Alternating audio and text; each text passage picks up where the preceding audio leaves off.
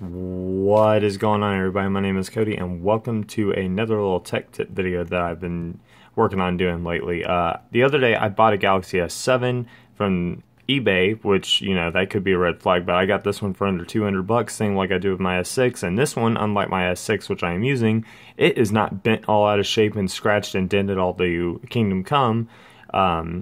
Could go into details on the S6 without having that problem later, but this one is currently in pretty decent shape. Only thing I got wrong with it was some scratches, and 20 bucks I can replace the screen myself. So that's not the point of this video. The topic of this video, as you saw above, is how to fix a 4G connection issue when you migrate a phone over to another network like Metro PCS, T-Mobile, Sprint. Any GSN will be this way. So I'm doing this video because the other videos I've seen took way too long, like 10, 15, 20 minutes. I'm going to show you how to do this in under 5 if I can do so. So what we got to do is we're going to go ahead and go in, as you can see right there. Shut up, whoever you are. It's 48 degrees out here, by the way, so that's not too bad.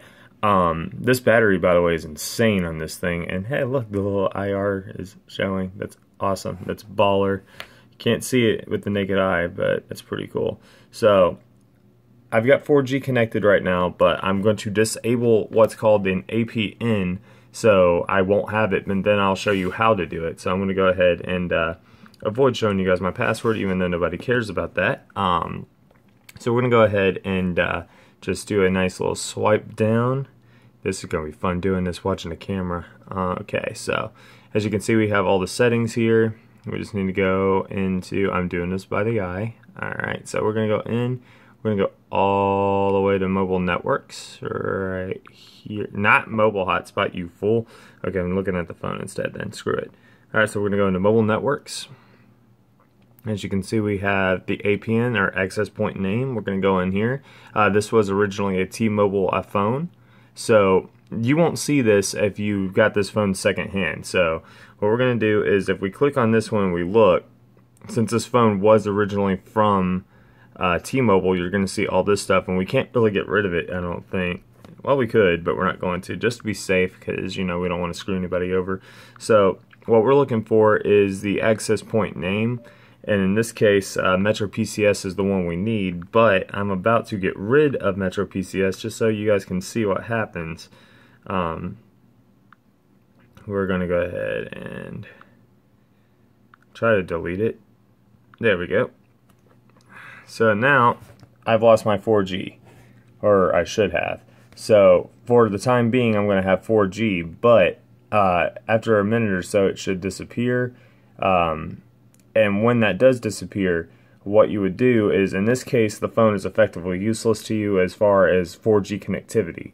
Right now, my phone is behaving itself, but after a few minutes, that will disappear. So what we'd do in this case, we'd go back in, we'd have to do this, go back into connections, we're going to go back down to mobile networks, and just like that, we're going to go ahead and add our thing again. We're going to go ahead and name it what we need to.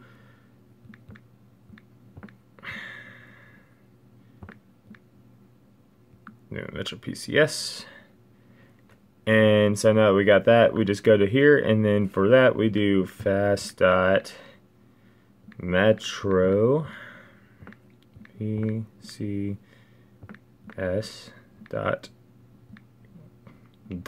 yeah, totally .com, and then bang, we got our 4G connectivity again. So we just go in, type in the name of the